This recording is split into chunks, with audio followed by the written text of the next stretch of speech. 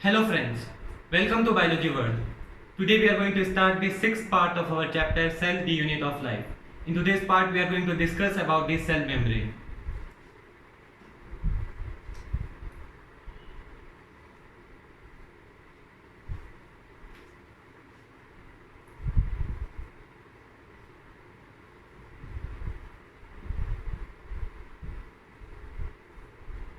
Now if we define cell membrane, we can say that in general the cell membrane is a structure or a layer, to be specific, which is found near the cell, or the cell membrane is a layer which surround the cell.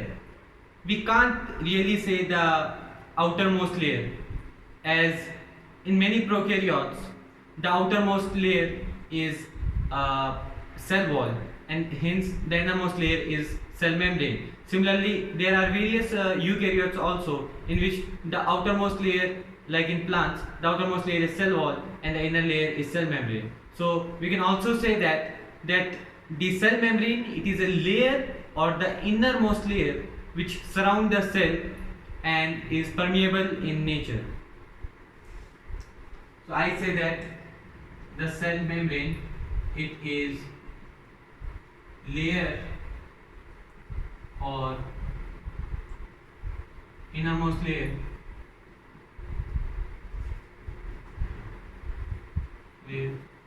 which surrounds the cell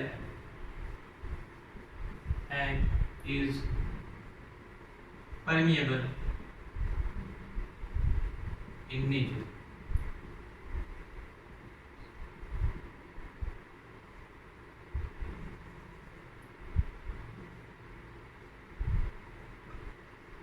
Semi-permeable in nature. That is, it is permeable or it allows only those substance which is needed by the cell. So it also has a protective function. So we can say that the cell membrane has a protective function because it allows only required material inside the cell, because it is selectively permeable in nature. Now coming to the structure of the cell membrane, the detailed structure of the cell membrane was only possible after the invention of electron microscope. Till then, scientists perform chemical studies, especially on human RBC, to deduce the possible structure of the cell membrane. Now, these chemical studies, they reveal that the cell membrane is composed of phospholipid and lipid. So, I say that the chemical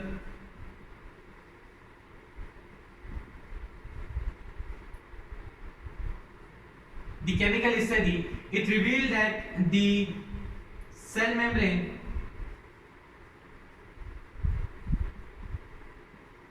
is composed of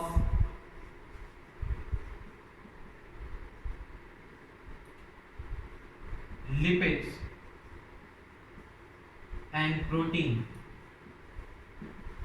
and among the lipids the major lipids are phospholipid,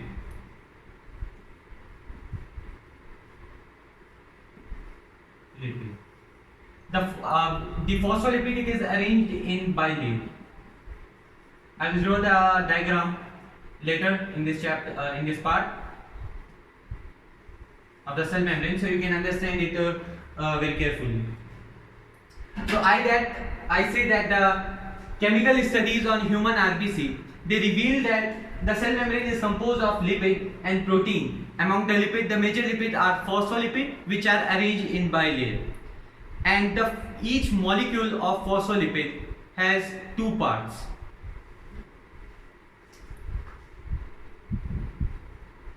So each molecule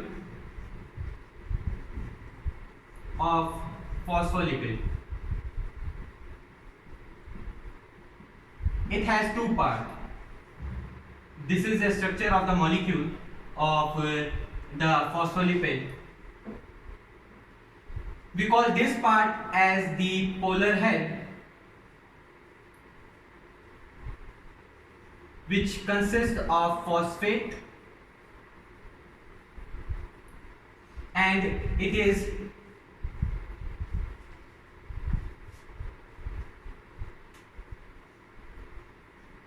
hydrophilic in nature, and we call this part as nonpolar tail,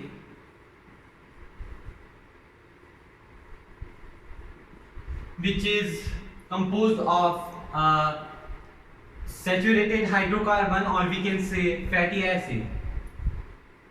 So fatty acids or saturated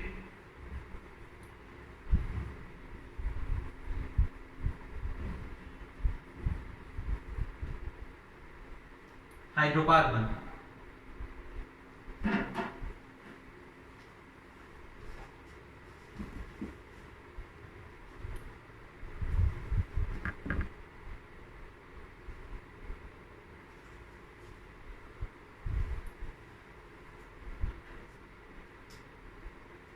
Okay, so we call this non-polar tail as fatty, which is composed of fatty acid and saturated hydrocarbon, and it is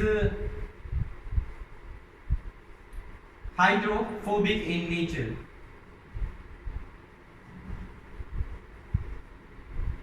So this is about lipid. Now let me draw the diagram of the cell membrane structure, which was introduced by the chemical studies and was confirmed later through the electron microscope.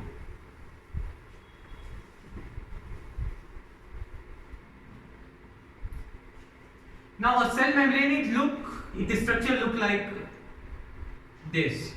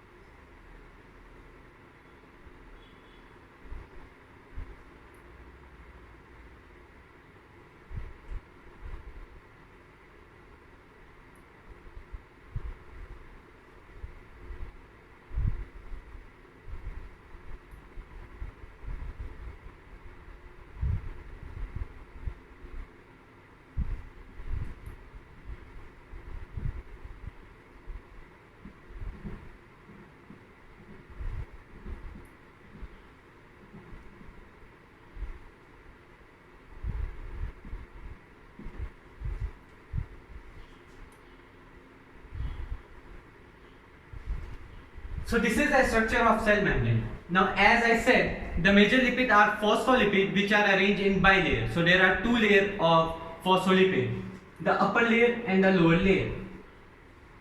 And one point I missed is that the cell membrane, it also has certain cholesterol molecule attached to it.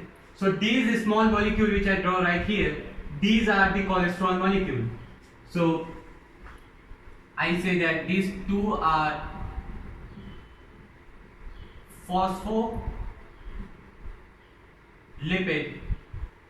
bilayer, and this is a lipid molecule or phospholipid molecule.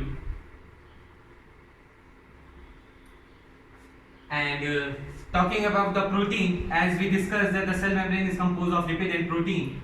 These protein are called as the peripheral protein, which are found outside the cell membrane, and then we found certain protein embedded inside. We call these protein as the integral protein, which are found inside the cell membrane. and I've already discussed the structure. This structure right here is polar head. Let me draw. So this structure right here is polar head, and this is non-polar tail, which is hydrophobic in nature, and this is hydrophilic in nature. What do I mean by hydrophilic and hydrophobic is that the polar head is hydrophilic in nature, that is, it loves water or it attracts water, whereas the hydrophobic nature of non-polar tail, it says that the non-polar tail is it hates water and is afraid of water, phobic to water, so it is hydrophobic. Now, why the tail is hydrophobic? A question arises. The answer to this question is the tail is hydrophobic in nature so that it prevents the flow of water or water molecule inside the cell membrane. If somehow a water molecule or water enter inside the cell membrane, then complete cell membrane will get destroyed. So it is hydrophobic in nature. These small molecule right here, I call these as cholesterol molecule. So, and this structure right here is a carrier protein.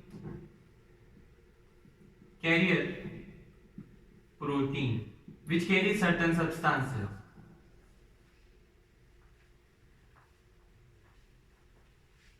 So this was the conclusion of the studies and the electron microscope. Detailed structure later confirmed that these studies are right. Now, later, the biochemical investigation, it clearly revealed that the cell membrane is composed of protein and carbohydrate. For example, the human erythrocytes, or generally erythrocytes, they are made up of 52% protein and 40% lipid.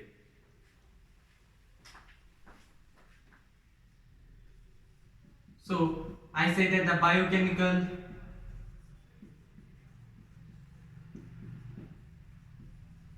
investigation, it reveals that the cell membrane also composed of protein and carbohydrate. Example we can say is erythrocyte. Erythrocyte is the scientific name of RBC, red blood cell, so we can also call it as RBC. In erythrocytes, the erythrocyte is composed of 52% protein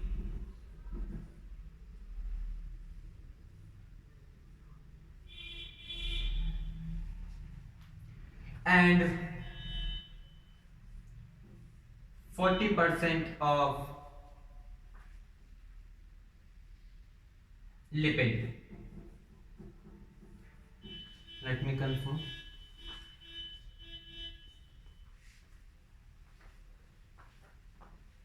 So the erythrocyte, it is composed of 52% protein and 40% lipid. Lipid is the main product which has to be available in the cell membrane of any material or any organism cell membrane.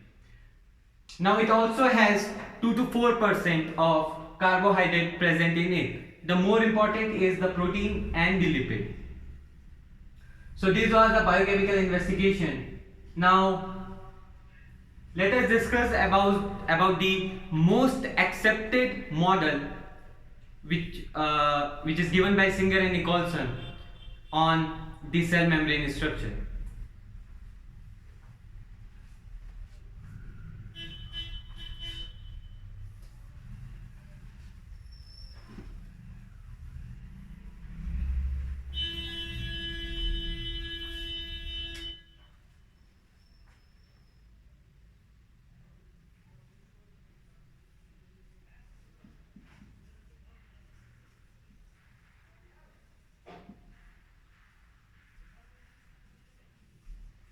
So fluid mosaic model. It is the widely accepted and accurate model on the structure of cell membrane. It is given by two scientists called Singer and Nicholson.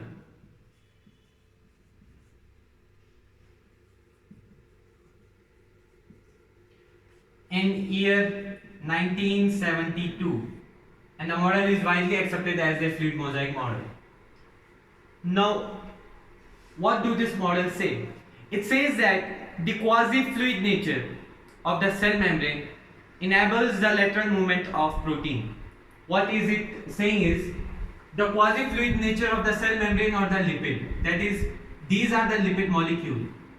Quasi-fluid nature means they are of their nature is of fluid type, or in detail we can say that it allows the fluid substance. So the quasi-fluid nature of the lipid or the cell membrane enables the lateral movement of protein. So it enables the lateral movement of protein in overall bilayer. So let us consider this as a protein which I have indicated. So the protein are spreading in the overall lipid bilayer due to the quasi-fluid nature of the lipid molecules or the cell membrane. So this is what this model says.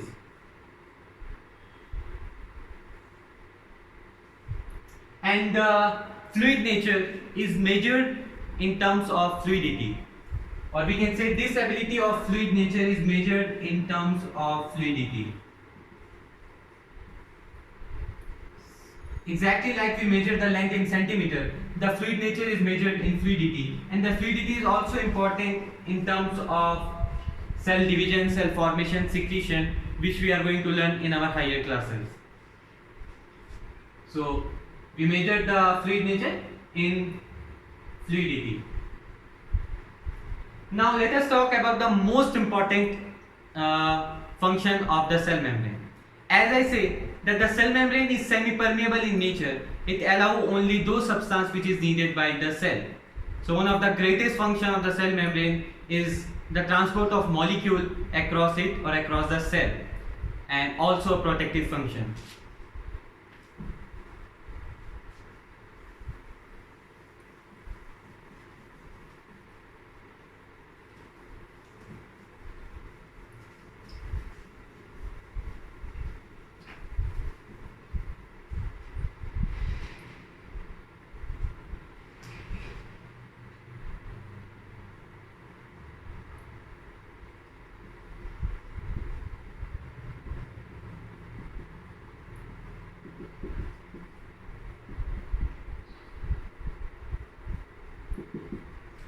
So, first of all, it is the cell membrane is semi-permeable in nature.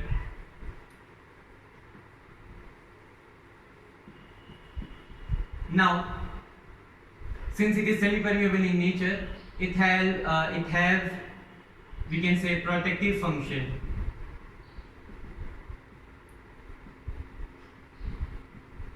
And it also helps in transport of molecule. We are going to see how the molecules are transported.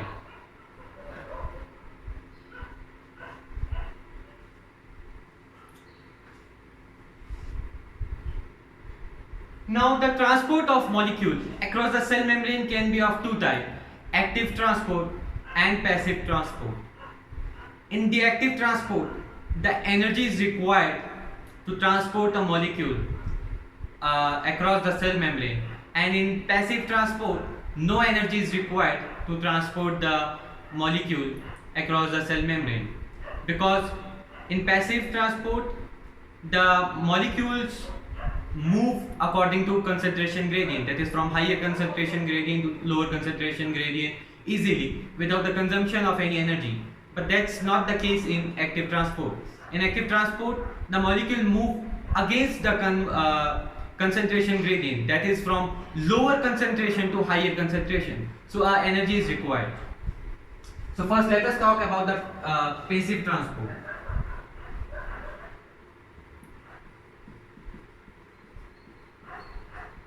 As I say, it is defined as the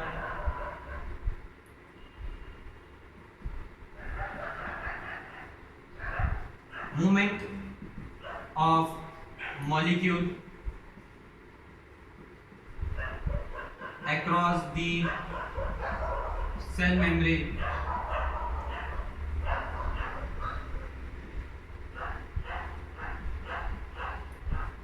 without consumption of energy.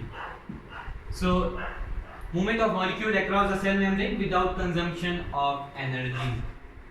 Now, some example of the passive transport are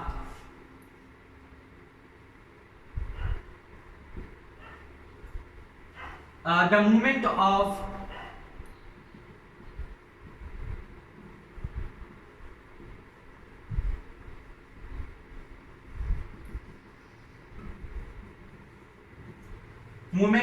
neutral solute.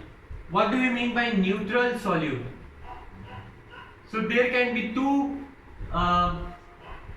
thinkings on the neutral solute. In terms of the charge, that is the positive and the negative charge is equally distributed, and in terms of its acidic nature, that is it is nor acidic nor base and neutral in nature. So we can say in terms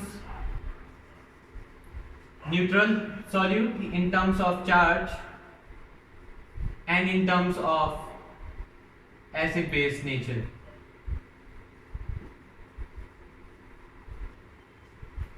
And the second is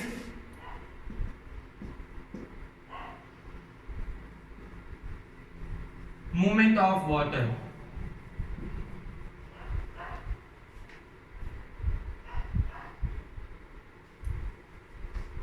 One point I am missing here is we should, to be very specific, the passive transport is the movement of molecule across the cell membrane without consumption of energy and according to concentration gradient, that is from higher concentration to lower concentration.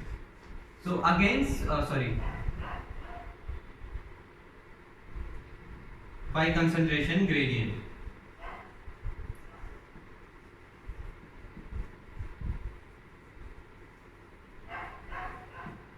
So movement of molecule across the cell membrane without consumption of energy by concentration gradient.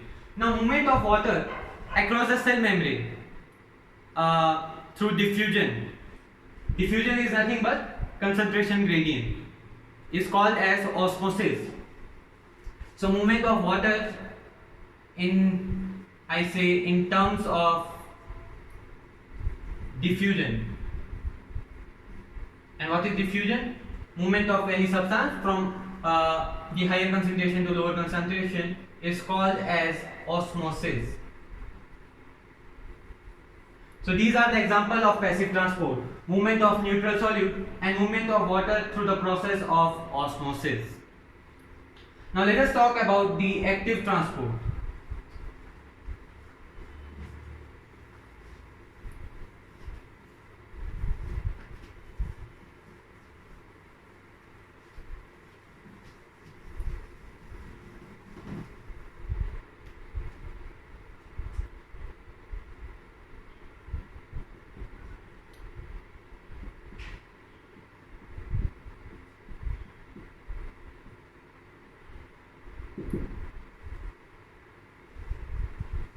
Now, in active transport, the few ions and molecules are transported across the cell membrane with the consumption of energy and against the concentration gradient. So I say that in this form of transport, ions or molecules are transported across the cell membrane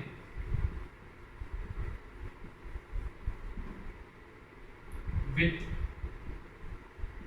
the consumption of energy, or we can say ATP, with the consumption of energy, and the movement is always against the concentration, that is from low to high. So the movement is always against the concentration.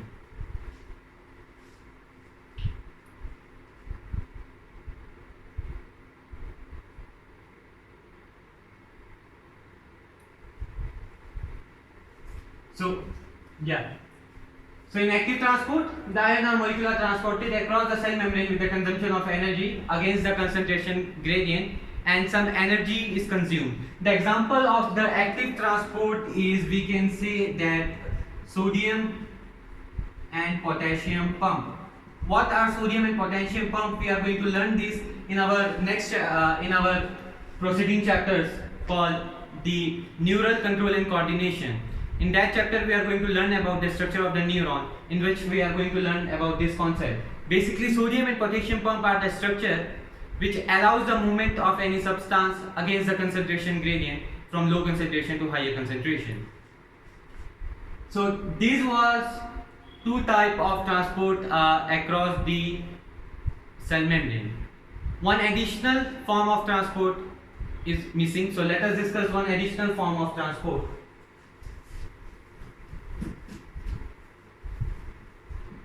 So one additional form of transport is, we can say,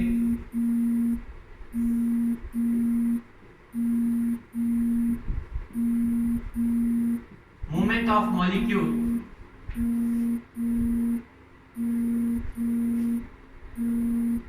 with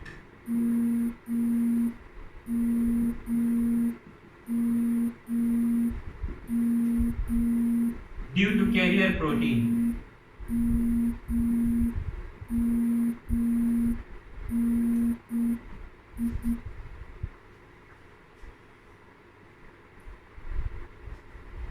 Now, as I said, cell membrane phospholipid molecule look like this. We call this part as hydrophobic and we call this part as hydrophilic.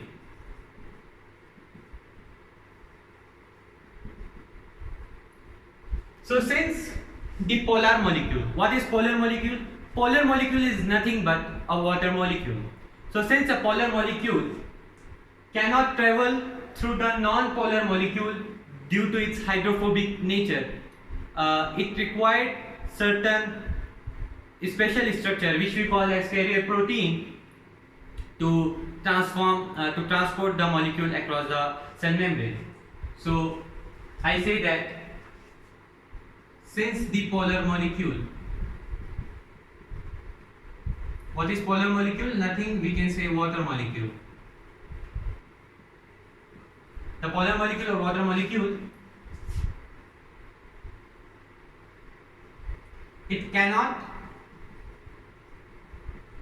pass through non-polar tail due to hydrophobic nature.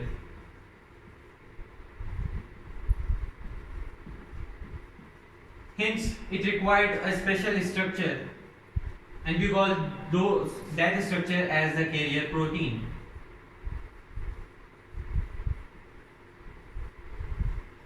The carrier protein, as the name says, it carries that polar molecule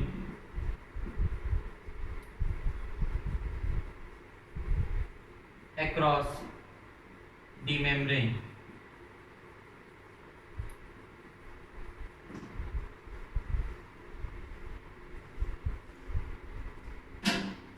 So this was the concept of the cell membrane. So in the next part we are going to discuss about the cell wall, and then thereafter we are going to start the endomembrane system, where we learn some concepts of certain cell organelles. So thank you.